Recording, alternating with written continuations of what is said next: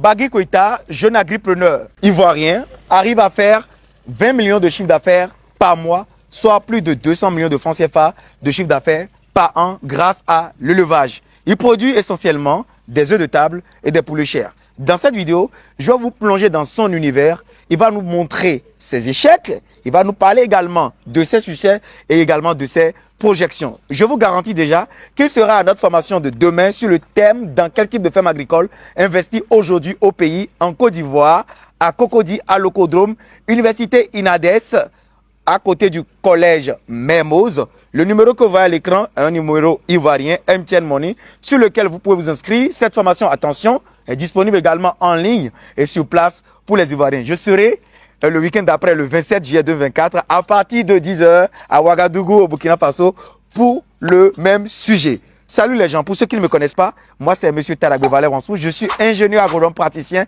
entrepreneur, multi-investisseur. Je parle sur ma chaîne d'agriculture, développement, d'investissement en Afrique, des intérêts des Africains, des plantes et de leurs vertus. Et si c'est des thématiques qui vous intéressent, vous êtes au bon endroit. Il faut faire quoi pour nous soutenir? Likez cette vidéo, abonnez-vous, activez la cloche de notification pour ne plus jamais louper de pareils contenus et partagez la vidéo.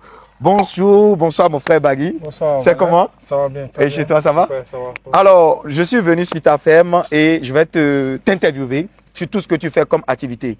Je te pose d'abord une première question. Est-ce que l'agriculture est rentable? C'est rentable. Sans faux fuyant, c'est rentable. Bonsoir, monsieur Koïta. Bonsoir. Comment vous allez? Ça va bien, merci. Alors, est-ce que vous pouvez vous présenter, s'il vous plaît? Alors, je suis Koïta Biagui, jeune ivoirien entrepreneur dans l'aviculture. Ok. Donc, je produis des œufs avec mes poules pondeuses. D'accord. Et aussi des poulets de chair. D'accord. Je fais quand même d'autres volailles comme les cailles, canards et tout, mais on va dire à petite échelle. Mais vous avez commencé l'agriculture depuis combien d'années? J'ai commencé depuis 2016. J'ai vécu beaucoup d'échecs. J'ai dû abandonner et reprendre, avec des lapins, avec les poulets dits hybrides, les races locales. Et aujourd'hui, maintenant, j'ai décidé de me mettre à fond dans les pondeuses avec les œufs de table et aussi les poulets de chair. Alors, vous m'avez parlé entre-temps dans le véhicule que vous travaillez dans une autre société privée. Et vous avez pris la décision de raccrocher complètement de cette société-là et de vous mettre à votre propre compte. Alors, aujourd'hui, sur votre ferme, est-ce que vous êtes épanoui aujourd'hui sur votre ferme que dans votre ancienne vie? La question ne se pose même pas parce que même quand vous voyez la maison là... Ah, c'est votre maison ici? Oui, bien sûr. Wow. Quand vous voyez la maison, quand vous voyez le cadre, l'air pur qu'on respire, il n'y a aucune comparaison à faire. C'est vraiment le paradis ici. Et pourquoi j'ai pris cette décision? Parce que avant étant employé, j'arrivais pas à bien gérer l'activité parce que ça ne marchait pas sans ma présence. Donc je me suis dit, bon, si c'est vraiment rentable comme activité, pourquoi ne pas faire le grand saut et démissionner puis venir m'occuper du business? Depuis 3 ans, je l'ai fait et j'avoue que jusque là, ça marche, ça me réussit. Donc je pense que la décision était très bonne à prendre. Alors, qu'est-ce que lui est en train de faire, ce monsieur? Il vient à peine de faire le ramassage, le dernier ramassage des œufs de la journée. D'accord. Donc, il va prendre ça et on va envoyer ça dans l'atelier des œufs que je vais vous faire visiter tout à l'heure. Où on traite les œufs jusqu'à... On peut être en train de marcher en faisant notre émission. Hein? Pas de souci. Alors, donc, vous dites là, c'est votre maison? Oui, ça c'est la petite maison que j'ai construit sur la ferme, de sorte à ce que je puisse vivre ici en semaine. Et les week-ends, je rentre en famille pour profiter au moins de la chaleur familiale. Donc vous passez en fait 5 jours sur 7 ici? Exactement, du lundi au vendredi. Et vous avez préparé votre cadre pour pouvoir travailler dans de bonnes conditions? Exactement ça. Voilà, pour suivre correctement. J'imagine que votre bâtiment est en haut? Oui. Pour surplomber toute la ferme. Exactement, et le haut, tout est en bois. Alors, monsieur Baki, je vais vous poser une question. Aujourd'hui, avec cette activité-là, quelles sont les difficultés que vous avez rencontrées au début et quelles sont les difficultés que vous rencontrez aujourd'hui? La plus grosse difficulté au début, c'était de trouver un personnel de qualité. D'accord. C'était vraiment un challenge. Ça continue jusqu'à aujourd'hui, mais ça s'est réduit avec le temps.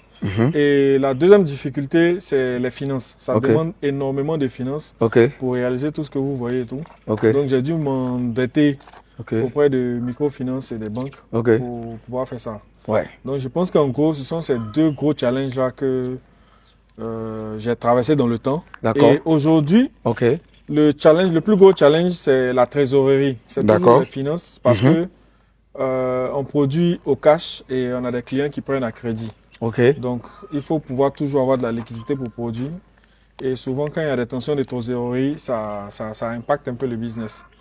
Mais Dieu merci, on essaie de tenir la ligne. Par la grâce de Dieu. Alors aujourd'hui, Monsieur Bagui Koita, combien de chiffre d'affaires vous faites avec cette activité de levage? Avec les œufs, on est en moyenne à 2 500 000 semaines. Et les poulets aussi, on va dire autour de 2 millions semaines. Donc on va dire quoi, 4 500 000, 5 millions par semaine. Donc dans le mois, on est autour de 20 millions. Vous êtes à 20 millions de chiffre d'affaires. Théoriquement, ça fait 240 millions de chiffre d'affaires là. Exactement. Waouh. Et il y a des périodes où ça monte un peu plus quand il y a les périodes de fête, surtout avec les volailles, vous connaissez. Donc c'est un peu ça.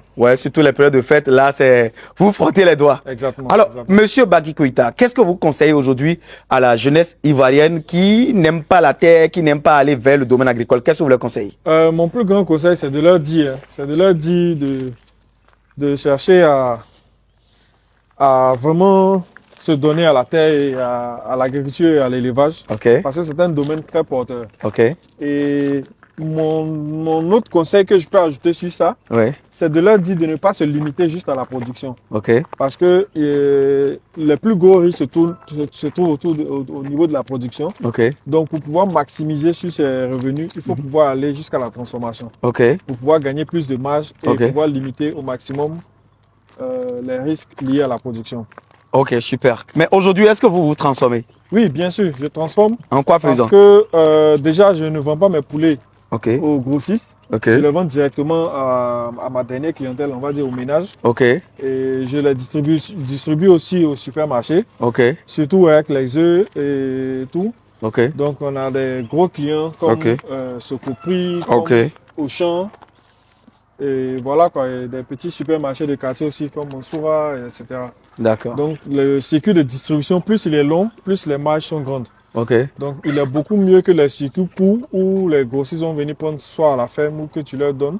Mais là, les marges sont vraiment minimes. Et si tu veux vraiment pouvoir t'en sortir dans une telle activité, il faut pouvoir aller jusqu'au dernier client. Donc il faut être au début et à la fin de la chaîne. Exactement, exactement. Alors, ce bâtiment-là, vous avez quoi dedans? C'est que des poules pondeuses? Oui, ici on a des poules pondeuses. On a environ 1100 poules par bâtiment sur les 3 bâtiments. Donc on a 3300 poules.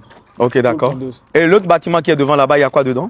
C'est des poules pondeuses toujours. C'est le 3e bâtiment. Ici on en a 2 poulets. Et là-bas on a un bâtiment. Et ce bâtiment-là qu'on a devant nous, il y a quoi dedans? Ici c'est le bâtiment pour traiter les œufs. C'est ici qu'on stocke les œufs et on les nettoie et on les emballe et on prend maintenant pour aller les livrer en ville. Super. Alors, avant de rentrer sur la ferme, j'ai vu un autre complexe là-bas. C'est toujours pour vous? Oui, c'est la continuité de la ferme. C'était l'ancienne ferme, ça fait 1 hectare et ici le nouveau site, ça fait 2 hectares. Donc, c'est un total de 3 hectares. Mais pourquoi vous ne faites pas de la production végétale sur votre ferme pour l'instant? Je compte en faire et je pourrais vous faire visiter le projet que je démarre bientôt. Mais le problème, c'est que ici la terre n'est plus arable parce que j'ai pris de la machine pour décaper le sol. Donc le sol n'est vraiment plus arable et on peut vraiment plus rien planter dessus. C'est de l'argile mélangée à du gravier, donc c'est pas évident de faire pousser quelque chose dedans. Alors, Monsieur Koita, est-ce que ça vous plaît de faire de votre ferme une ferme qui est à la fois dans la position animale? Je sais que vous réussissez correctement la position animale. Est-ce que ça vous plaît de faire en même temps et la position animale et la position végétale et la production piscicole et la transformation agroalimentaire? Ça vous plaît de faire les 4 choses ensemble? Oui, on va dire c'est le futur du projet. J'ai même déjà tenté une expérience avec les cages flottantes sur le lac que vous avez vu tout à l'heure, avec la production piscicole. Ça n'a pas trop bien marché, mais on est toujours dessus. On fait toujours les expériences jusqu'à trouver le bon chemin pour pouvoir les produire. Et pour la production végétale, comme je viens de dire, je vais essayer avec les cultures hors sol.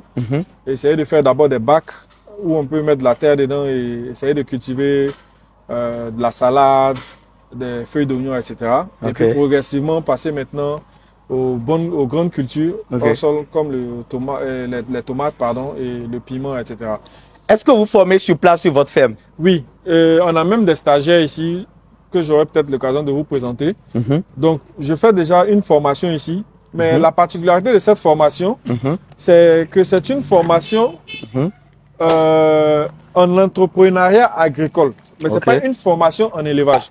Parce que quand vous allez venir, c'est-à-dire que je vous apprends à entreprendre dans l'élevage. Oui. C'est-à-dire, vous donnez les informations, combien ça coûte de construire un bâtiment, combien ça coûte un poussin, combien ça coûte l'aliment, et qu'est-ce que ça coûte d'investir dans l'élevage. Ensuite, vous donnez les risques du métier, ce à quoi vous vous exposez, et vous donnez aussi les avantages. Et après ça, maintenant, vient le moment où vous devez prendre votre décision, de savoir si oui ou non vous investissez dans l'élevage ou pas. Parce que beaucoup de gens se trompent à venir dans ce domaine sans connaissance et tout. Et au bout de 6 mois, 1 an, ils se cassent la figure et voilà, ils abandonnent. Et finalement, ils regrettent leur investissement. Donc, je préfère être franc avec mes étudiants ou mes apprenants pour leur faire comprendre ce que ça coûte d'investir dans ce domaine, les risques auxquels ils seront confrontés. Ils seront confrontés, voilà, exactement. Et puis, pour qu'ils puissent prendre la bonne décision. D'accord. J'ai vu un générateur qui est en train de tourner là-bas. Oui, ça c'est le générateur, on va dire, optionnel. Normalement ici, presque tout fonctionne au solaire. Les lampadaires sont solaires. La maison est alimentée au solaire. Et on a ce générateur-là qui alimente la pompe du forage. Et cette pompe-là aussi doit être changée dans 2 jours. Une pompe solaire également. Super. Donc on a le générateur au cas où. De sorte à ce que quand on a des manifestations, parce que souvent aussi on fait des activités, on va dire extra, comme le camping. Ah ouais. C'est ça que je voulais parler en fait. Oui, c'est ça. Vous avez déjà répondu à ça. On utilise ça pour faire l'éclairage, pour charger les téléphones et tout ça. Ça c'est très intelligent, c'est ce que je voulais vous dire, de l'agroécotourisme. Si vous le faites déjà, c'est super. Oui, on a déjà entamé. Alors, monsieur Bagui, alors je suis actuellement en Côte d'Ivoire pour ma formation sur le thème dans quel type de ferme agricole investir au pays. Qu'est-ce que vous pensez de ce type d'initiative ou de cette type d'initiative aujourd'hui en Afrique francophone noire? C'est une merveilleuse idée parce que vous permettez au fait à des jeunes de croire vraiment au monde agricole et de prendre des initiatives pour vraiment se lever et se battre. Parce que le futur de l'Afrique, c'est ça, c'est l'agriculture. Et on le sait tous. Donc, il nous faut des gens comme Valère pour nous apprendre, pour former les jeunes et tout, pour leur permettre de prendre des bonnes décisions et de pouvoir investir dans l'élevage et dans l'agriculture pour réaliser leur futur. Alors, monsieur Bagui, est-ce que vous me connaissiez avant? Oui, sur les réseaux sociaux, je vous suivais de près, je voyais vos prouesses, je voyais ce que vous faisiez. J'ai bien aimé votre reportage sur les camps pêchés. Les camps pêchés pour sécuriser. Voilà, pour sécuriser, j'en cherchais même ici. Malheureusement, je n'ai pas encore trouvé. Mais je vais te le fournir, ne t'inquiète pas. Oh, super. C'est une très bonne chose. Et on va faire beaucoup de partenaires ensemble. Alors, monsieur Bagui, je vais vous poser une toute dernière question. Est-ce que vous seriez à la formation de demain? Oui, je serai là. Je promets d'être là. Ça sera un moyen pour moi, si possible, de partager mon expérience. Très bien. Avec les étudiants et de les motiver au fait davantage. Très bien. Pour leur dire qu'ils ont vraiment beaucoup de chances de bénéficier de tes formations et qu'ils devraient prendre ça au sérieux pour leur futur. Super, merci.